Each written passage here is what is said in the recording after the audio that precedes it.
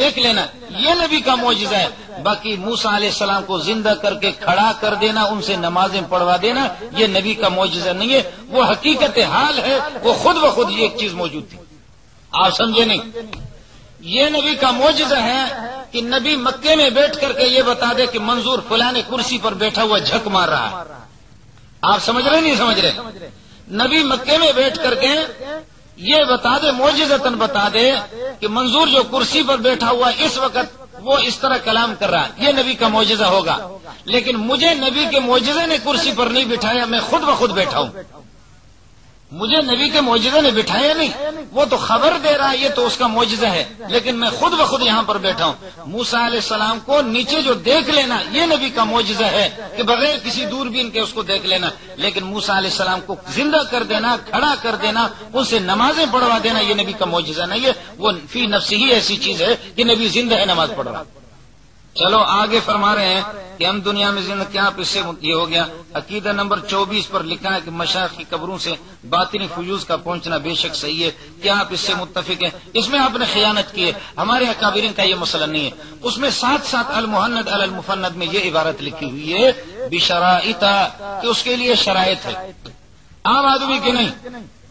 آپ مجھے یہ بتا دو کہ حضرت نجاشی رضی اللہ تعالیٰ عنہ جس وقت ان کو دفن کیا گیا تو ابو داؤد کے اندر ایک روایت موجود ہے، فرمایا کہ باب الشہید یرا لہ نور علی قبرہ، کہ شہید کے نور پر اس کے قبر پر نور دکھائی دے رہا تھا.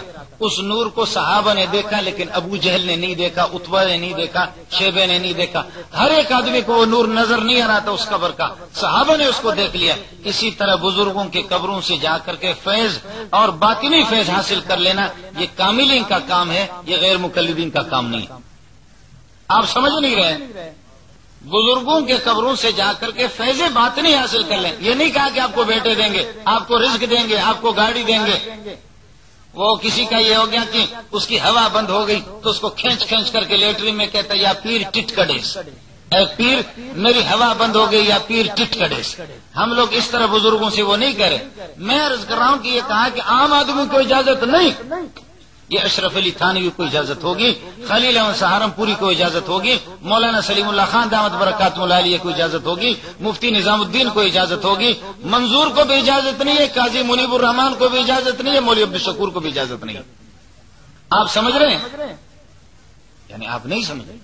آپ کہیں گے کہ یہ کیسی شریعت ہے، یہ کیسی شریعت ہے؟ مفتی نظام الدین کو تو قبر سے فیض باطنی حاصل کرنے کی اجازت، اور مولانا سلیم اللہ خان کو اجازت، مولانا اشرف علی تھانوی کو اجازت، لیکن منظور کو اجازت نہیں، اور یہ ہے کہ قاضی منیب الرحمان کو اجازت نہیں. تو بابا یہ چھوٹے لوگ ہیں، وہ بڑے لوگ ہیں، وہ طریقے جانتے ہیں اور وہ پہنچے ہوئے ہیں، ہم وہ لوگ نہیں ہیں. آپ کے سامنے لوگ آ گئے، کسی نے کہا کہ حضرت آپ نے یوں سمجھے کہ کسی کو اس طرح بھی کسی صحابی کو اجازت دی کہ روزے کی حالت میں بیوی کے ساتھ آدمی کھیل تماشا کر سکتا ہے، دل لگی کر سکتا ہے. ایک کو اجازت دی، دوسرے کو اجازت نہیں دی. آپ کہیں کیسی شریعت ہے؟ ایک کو اجازت ملے اور دوسرے کو اجازت نہ ملے. جس کو اجازت مل گئی وہ کنٹرول کرنے والے تھے، اور جس کو اجازت نہیں ملی خطرہ تھا کہ یہ کنٹرول نہیں کریں گے، کہ آگے جا کر کے کسی اور یوں سمجھیے کہ مسئلے میں مبتلا ہو جائیں گے. اس طرح ہوتا.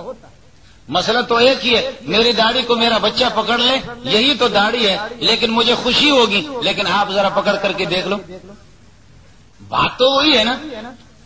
بچہ میرا اگر پکڑ لے وہ تو ٹھیک ہے، لیکن آپ پکڑ کر ذرا دیکھ لو. یہ ہو گیا جی، یہ بھی ہو گیا. کہتے ہیں کہ کیا آپ امام ابو حنیفہ کے تمام مسائل میں تقلید کرتے ہیں یا بعض میں تقلید کرتے ہیں؟ میرے بھائی جان، مسائل فرعیہ غیر منصوص علیہ، اگر اللہ نے دماغ دیا تو کان لگا دینا ذرا.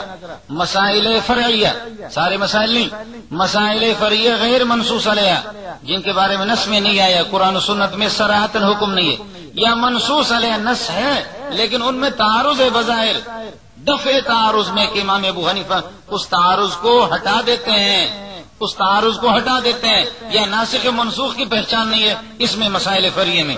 یہ ہو گیا. امام صاحب سے پہلے لوگ کس کی تقلید کرتے تھے؟ میری تقلید کرتے تھے. اس سے پہلے امام صاحب سے پہلے لوگ کس کی تقلید کرتے تھے؟ محمد الرسول اللہ صلی اللہ علیہ وسلم کی تقلید کرتے تھے.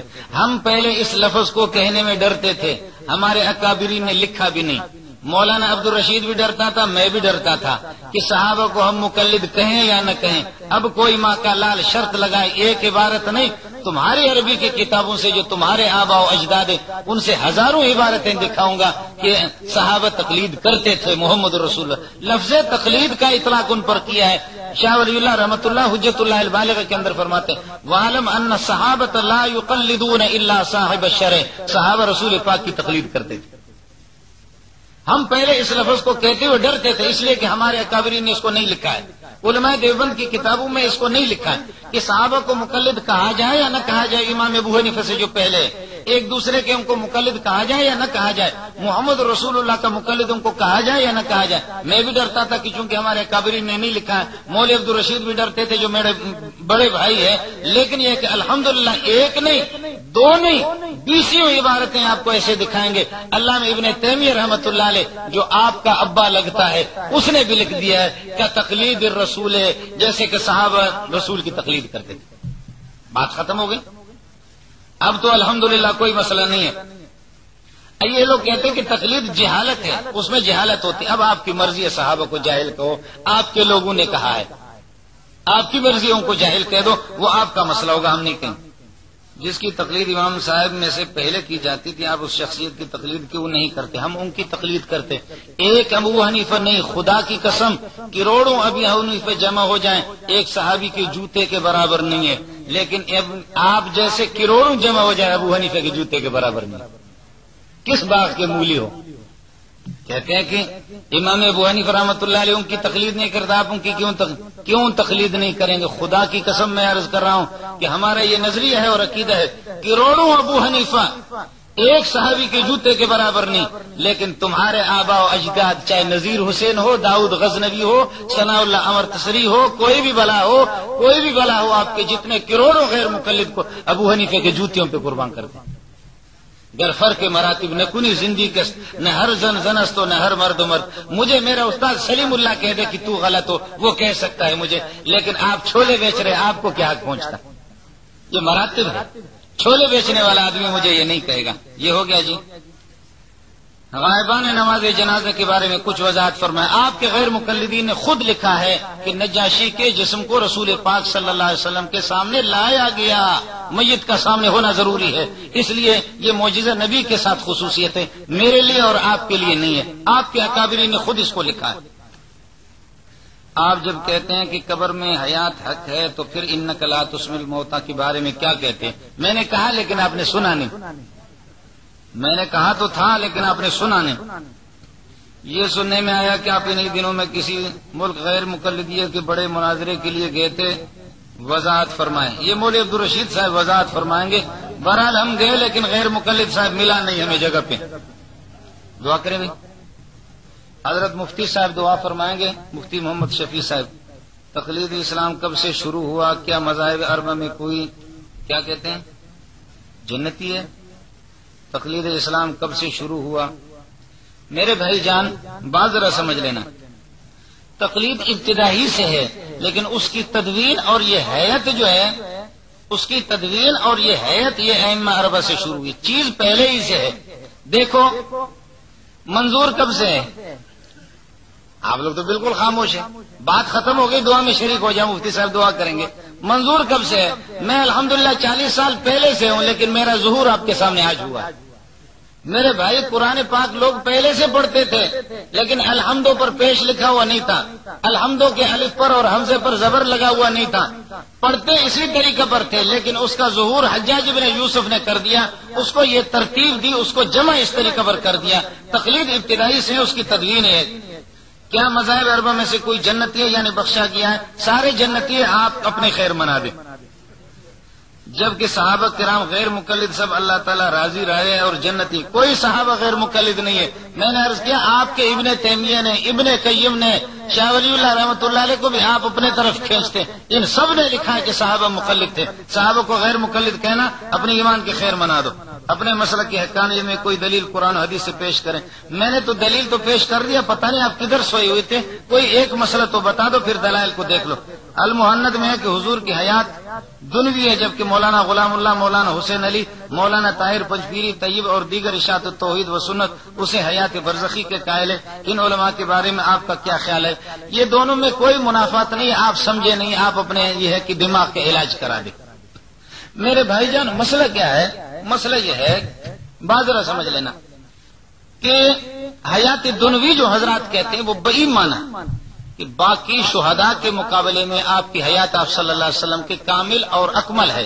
اس لیے ہمارے اکابرین المحند المفند کے اندر دونوں عبارت ہے. وعلم ان حیات صلی اللہ علیہ وسلم دنویت لا برزخیت, یہ اس کے کمال کے پیش نظر.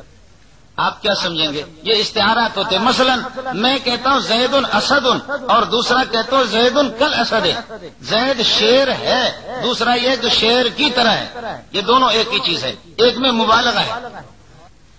مولانا غلام اللہ رحمۃ اللہ علیہ, مولانا پنجپیری رحمۃ اللہ علیہ آپ صلی اللہ علیہ وسلم کے حیات کے منکر نہیں ہے. البتہ کیفیت, جو کیفیت عام طور پر بیان کی جاتی ہے اس کیفیت میں اختلاف ہے. باقی اس پر الحمدللہ اتفاق ہے کہ دلالت النص سے آپ صلی اللہ علیہ وسلم کی حیات ثابت ہے. باقی اس پر آپ ہم سے بات کریں, انشاءاللہ آپ کو بتا دیں گے. ہمارے علماء کا مسئلہ یہی ہے کہ آپ صلی اللہ علیہ وسلم, بلکہ اس پر الحمد